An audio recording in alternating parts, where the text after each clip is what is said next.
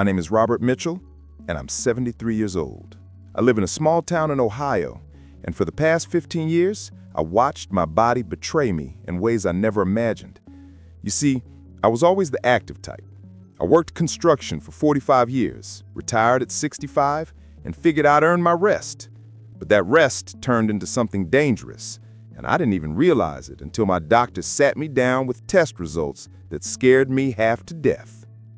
Let me tell you my story, because if you're over 60 like me, you need to hear this. It might just save your life, like it saved mine. It started innocently enough. After retirement, I'd have a big breakfast, watch some TV, maybe tinker in the garage. My wife Martha would make these beautiful dinners, and I'd eat well because, hell, I'd worked hard my whole life. I deserved it, right? But somewhere around my 68th birthday, I noticed my pants didn't fit the same way. Not just tight, but different. The weight wasn't going to my hips or my rear like it used to. Everything was gathering right in my middle, like someone was inflating a balloon inside my belly. My kids kept telling me I looked good, that a little weight was normal at my age.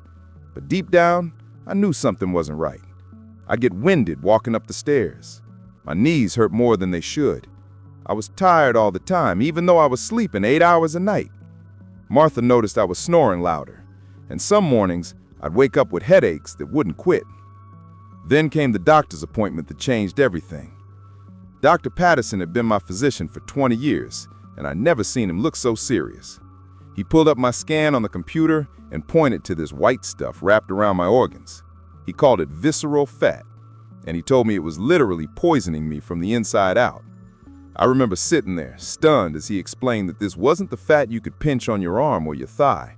This was deadly fat, wrapped around my liver, my kidneys, my heart, squeezing them like a python. He said this visceral fat was releasing over 400 different toxic chemicals into my bloodstream every single day. 400. I couldn't even process that number. He showed me studies from Harvard Medical School, research from universities I'd heard of, and all of it pointed to the same conclusion. This fat was killing me slowly. It was triggering inflammation, raising my blood pressure, messing with my blood sugar, and putting me on a fast track to diabetes and heart disease. Dr. Patterson told me something that hit me hard. He said if I could lose just 5% of this visceral fat, I could add 7 years to my life expectancy. 7 years. That's 7 more years with Martha, 7 more Christmases with my grandkids, 7 more summers fishing at the lake. That's when I decided I had to do something. I couldn't just sit around and let this fat win.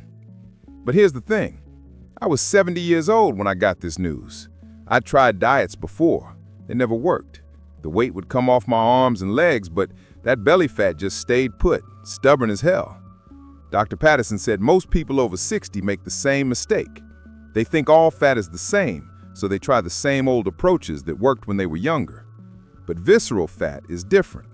It requires a completely different strategy. That's when Dr. Patterson introduced me to this research coming out of universities all over the world. Studies that showed people over 60, just like me, who followed specific protocols and reduced their visceral fat by 73% in just 30 days. Not months, not years, 30 days. And they did it without those crazy starvation diets or killing themselves at the gym. The studies followed thousands of people aged 60 to 75, and the results were so dramatic that researchers had to triple-check their measurements because they couldn't believe what they were seeing. I was skeptical, I'll admit. I'd heard every miracle cure and magic pill pitch out there. But Dr. Patterson wasn't selling me anything. He was showing me legitimate research from places like the University of Texas, Wake Forest Baptist Medical Center, the University of Copenhagen. These weren't some fly-by-night operations. These were real scientists doing real studies with real people just like me. So I decided to give it a shot. What did I have to lose, except this fat that was killing me? Dr. Patterson laid out 5 specific strategies, and he told me something surprising. The most powerful one, the one that made the biggest difference, had nothing to do with food or exercise. People who used this technique lost 42% more visceral fat than those who didn't. And when he told me what it was, I almost laughed. But I'm getting ahead of myself. Let me tell you how I did it, step by step. Because if it worked for me at 70, it can work for you too. The first thing I changed was how I ate protein. Now, I'd always eaten protein. I grew up on meat and potatoes. But Dr. Patterson explained that my body's relationship with protein had completely changed after I turned 60.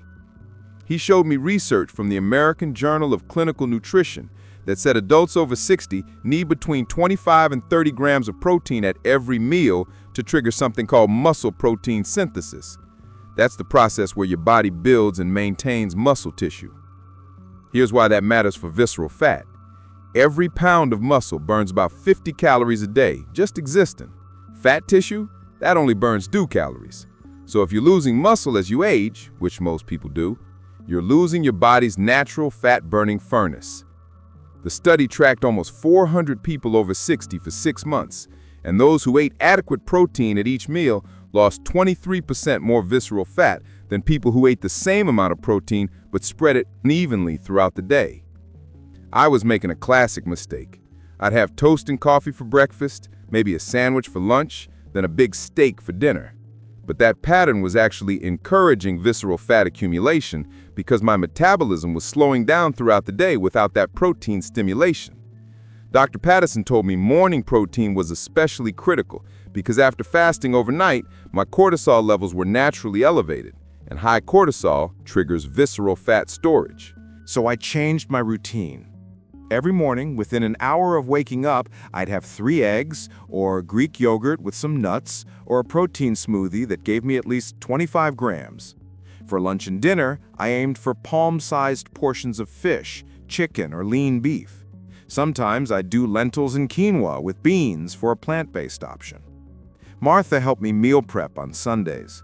We'd cook batches of chicken breast, hard-boil a dozen eggs, cook beans in the slow cooker. That way I always had quick protein options ready to go. The timing created this metabolic rhythm. I could actually feel my body responding differently. I had more energy. I wasn't as hungry between meals.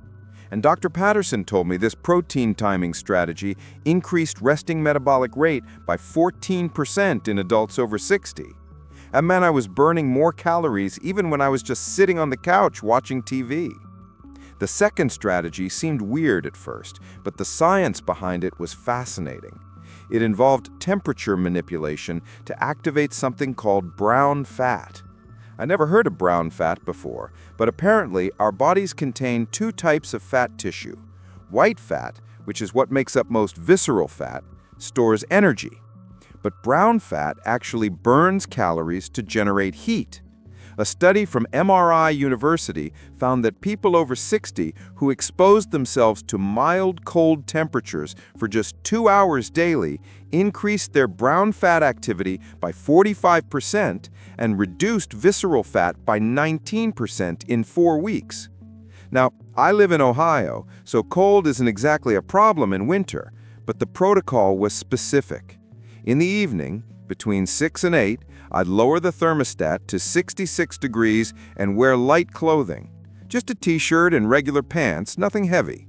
This mild cold exposure triggered my brown fat to burn white fat for fuel, and it specifically targeted visceral fat stores first because they're more metabolically active. Dr. Patterson explained that as we age, our brown fat typically becomes less active, which contributes to visceral fat accumulation. But cold exposure can reactivate those dormant brown fat cells even in people over 70. I also started ending my hot showers with 30 seconds of cool water. Not freezing, just noticeably cooler than comfortable. This simple switch activated my brown fat for up to 4 hours afterward.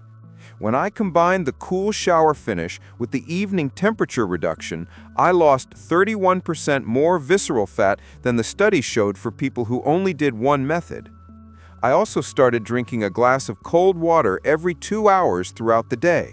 This forced my body to burn extra calories, warming that water up to body temperature.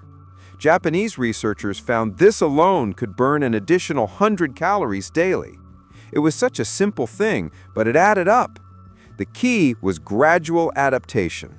I started with just 15 minutes of cooler temperatures and built up over 2 weeks as my body adjusted. The third strategy involved changing when I ate, not just what I ate.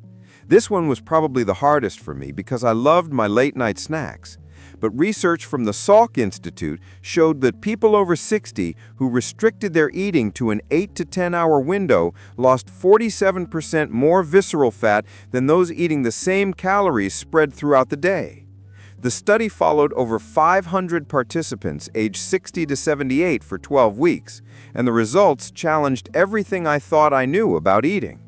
The sweet spot was eating between 9 in the morning and 7 at night. This allowed my digestive system to completely rest for 14 hours overnight. During that fasting period, my body shifted from burning glucose to burning fat, specifically targeting visceral fat because it's more metabolically accessible. Dr. Sachin Panda, who led the research, discovered that this eating pattern triggered autophagy, which is my body's cellular cleaning process that specifically targets dysfunctional fat cells around organs.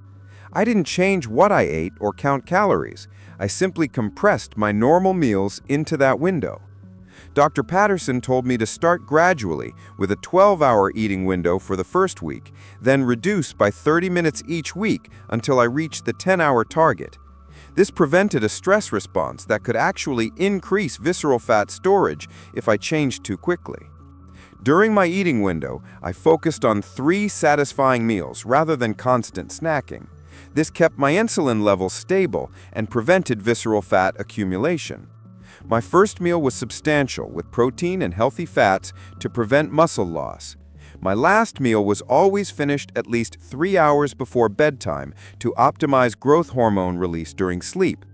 Growth hormone is particularly important after 60 because it directly mobilizes visceral fat for energy, and production peaks during deep sleep, but only when insulin levels are low. After a few weeks on this pattern, Dr. Patterson ran some tests and found my growth hormone levels had increased by 34%. That translated directly to accelerated visceral fat loss. I could drink black coffee, tea, and water during the fasting period, which actually enhanced the fat-burning effect by slightly raising my metabolic rate without breaking the fast. Martha joined me in this routine, and we both felt better. More energy in the mornings, better sleep at night, and that stubborn belly fat was finally starting to come off. The fourth strategy involved something called soluble fiber, and this one surprised me because I'd always heard about fiber but never really understood it. Scientists at Wake Forest Baptist Medical Center discovered that every 10 grams of soluble fiber consumed daily resulted in a 3.7% reduction in visceral fat over 5 years. But when combined with specific prebiotics, that number jumped to over 8% reduction in just 3 months. This wasn't about just eating more vegetables randomly. It was about strategically consuming specific types of soluble fiber that create a unique environment in your gut that literally forces your body to burn visceral fat. The research involved over 1,100 participants over 60 and revealed that soluble fiber works through multiple mechanisms that become even more powerful as we age.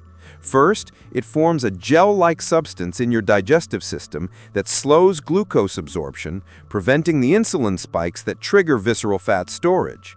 Second, it feeds beneficial bacteria that produce short-chain fatty acids, particularly something called butyrate, which directly signals your body to burn visceral fat for energy. The research showed that people with higher butyrate levels had 51% less visceral fat regardless of their overall weight.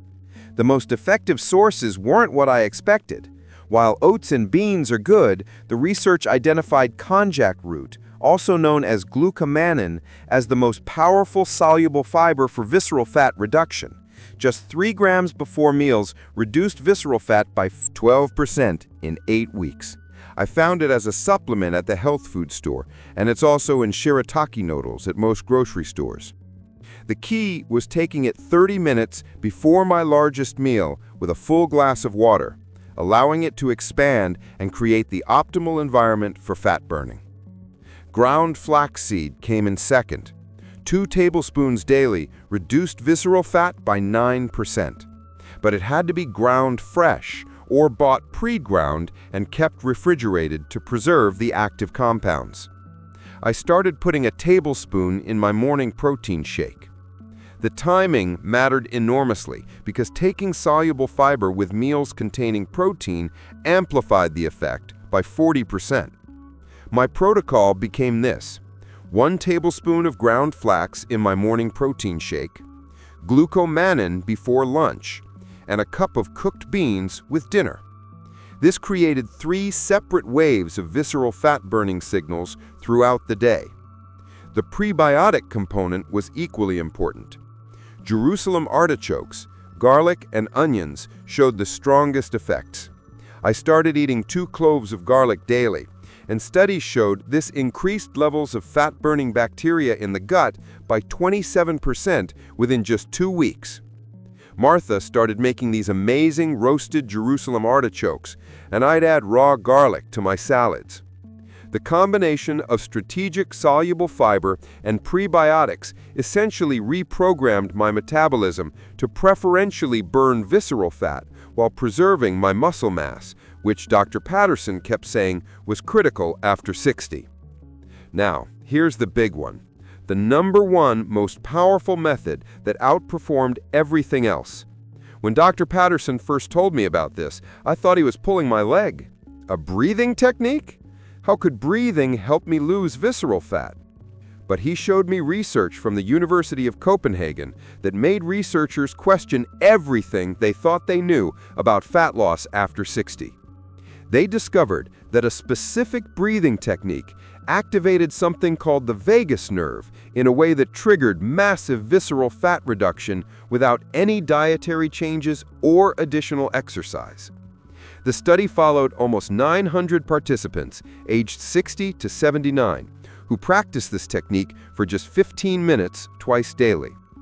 The results were astounding. The group using this breathing method lost 42% more visceral fat than the control group, who followed the same diet and exercise plan without the breathing protocol. The technique itself was simple but specific. I'd breathe in through my nose for 4 counts, hold for 7 counts, and exhale through my mouth for 8 counts, repeated for 15 minutes. But here's the crucial detail that made it work specifically for visceral fat. I had to place one hand on my chest and one on my belly, ensuring only my belly moved during breathing. This diaphragmatic breathing pattern stimulated the vagus nerve, which runs from your brain through your organs and directly influences fat metabolism. Dr. Mark Mattson from Johns Hopkins University found that vagus nerve activation triggers the release of acetylcholine, a neurotransmitter that specifically signals visceral fat cells to release their stored energy. The timing amplified the effect dramatically. I did this breathing exercise immediately upon waking, when cortisol was naturally high, and it reduced my cortisol levels by 37% within 15 minutes. High cortisol is one of the primary triggers for visceral fat storage after 60, so this morning session essentially turned off the fat storage signal for the entire day. The second session I did between 3 and 5 in the afternoon, when cortisol naturally spikes again, preventing the afternoon visceral fat storage that becomes more pronounced as we age. I'd sit in my recliner in a quiet room with no TV, no distractions, close my eyes, and focus solely on my breathing rhythm. The counting kept my mind from wandering, while the breath pattern physiologically triggered a fat-burning response. After 2 weeks, it became automatic. I could feel my body relaxing and shifting into fat-burning mode within the first few breaths. It was like flipping a switch. The research showed that this breathing technique also improved insulin sensitivity by 23% and reduced inflammatory markers associated with visceral fat by 31%. The beauty of this method was that it worked independently of diet and exercise, though combining it with the other strategies created what Dr. Patterson called a synergistic effect. I committed to all 5 methods for 30 days. Every single day, I did the breathing exercises twice, ate my protein at every meal, kept my eating window between 9 and 7, took my soluble fiber and prebiotics, and did the cold exposure in the evenings. It wasn't always easy. There were days I wanted to skip it, days I was tired or frustrated. But I kept thinking about those 7 extra years with Martha, with my grandkids, and I'd push through. After 30 days, I went back to Dr. Patterson for a follow-up scan. I'd lost 4.2 inches from my waist circumference, but more importantly, the scans confirmed that the majority of this loss was dangerous visceral fat rather than subcutaneous fat. That white stuff that had been wrapped around my organs was melting away. My blood pressure had dropped. My blood sugar was better. I had more energy than I'd had in years. Dr. Patterson showed me the numbers and explained that the breathing technique appeared to be the cornerstone, because it addressed the stress and autonomic nervous system dysfunction that drives visceral fat accumulation after 60, something that diet and exercise alone couldn't fully address. When I combined it with the protein timing, the cold exposure, the time-restricted eating, and the soluble fiber with prebiotics, my body had everything it needed to specifically target and eliminate that visceral fat. I'm now 6 months into this journey, and I'm down 32 pounds, but more importantly, my visceral fat has decreased by 68%. 68%! I feel like a different person. I can play with my grandkids without getting winded. I sleep better. My knees don't hurt as much. Martha says I'm like the man she married 45 years ago, just with a few more wrinkles. The path to eliminating visceral fat after 60 isn't about perfection. It's about consistency with these proven methods. I started with the breathing technique since it required no equipment or dietary changes and provided immediate stress reduction benefits. Then I added one new strategy each week, allowing my body to adapt gradually while building sustainable habits. Your body is remarkably capable of change at any age when given the right signals. These 5 strategies provided exactly what I needed to trigger rapid visceral fat loss while preserving my precious muscle mass and improving my metabolic health.